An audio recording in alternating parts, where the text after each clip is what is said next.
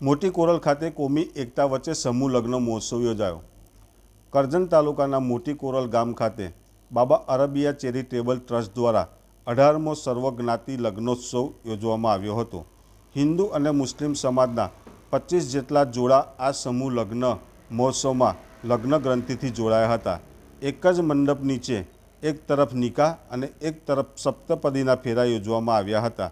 સાથે સાથે એક જ મંડપમાં બંને સમાજના લોકોએ એક સાથે ભોજન કરી સમાજમાં કોમી એકતાનું ઉદાહરણ પૂરું પાડ્યું હતું।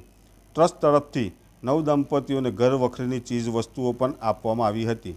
સમૂહ લગ્ન મહોત્સવ થકી સમાજમાં લગ્ન પાછળ થતા ખોટા ખર્ચા અટકાવવા તેમજ જે પરિવાર આર્થિક રીતે નબળો હોય તે પણ સમૂહ લગ્નમાં ભાગ લઈ ખોટા ખર્ચાથી બચી શકેના ઉમદા હેતુ સાથે આવા સમૂહ લગ્નો યોજવામાં આવતા હોય છે। સમૂહ લગ્ન થકી સમાજમાં એકતામાં પણ વધારો થાય છે, જેથી આવા સમૂહ લગ્નો મહોત્સવ યોજવામાં આવતા હોય છે। મોટી કોરલ ખાતે યોજાયેલ સર્વજ્ઞાતિ સમૂહ લગ્ન મહોત્સવમાં હિન્દુ અને મુસ્લિમ સમાજના ધર્મગુરુઓ હાજર રહી નવદંપતીઓને આશીર્વચન અને આશીર્વાદ આપ્યા હતા। કરજણ તાલુકાના મોટી કોરલ મુકામે મરહુમ આયુ પટેલને એક વિચાર આવ્યો કે ભાઈ આ ગામમાં અઢાર જાતની જ્ઞાતિ રહે છે અને દરેક સમાજ ખૂબ સારી રીતે અહીંયા શાંતિપૂર્વક રહેતા હોય અને જ્યારે બીજા જિલ્લાઓમાં દરેક સમાજના ખૂબ અંતર આવી ગયું છે, તો એક જ મંડપ નીચે નિકાહ પણ થાય અને એક જ મંડપ નીચે સપ્તપદીની વિધિ પણ થાય અને દરેક સમાજના જે ગરીબ વર્ગ છે એ લગ્ન અહીંયા કરે। એના માટે સૌપ્રથમ ગુજરાતમાં દરેક સમાજ દરેક જ્ઞાતિનો લગ્ન પ્રસંગ અહીંયા યોજાય એનું અમે આયોજન કરેલું। ત્યાર પછી બીજા ટ્રસ્ટોએ એ શરૂઆત કરેલી।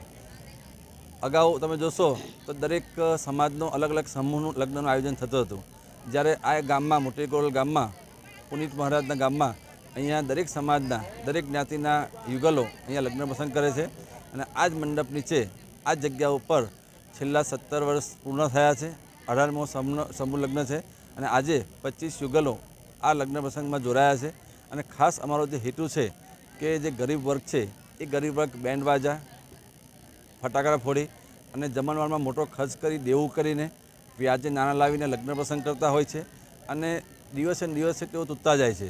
જ્યારે બાળકોનો અભ્યાસનો સમય આવે ત્યારે બાળકોને સારું શિક્ષણ આપી શકતા નથી।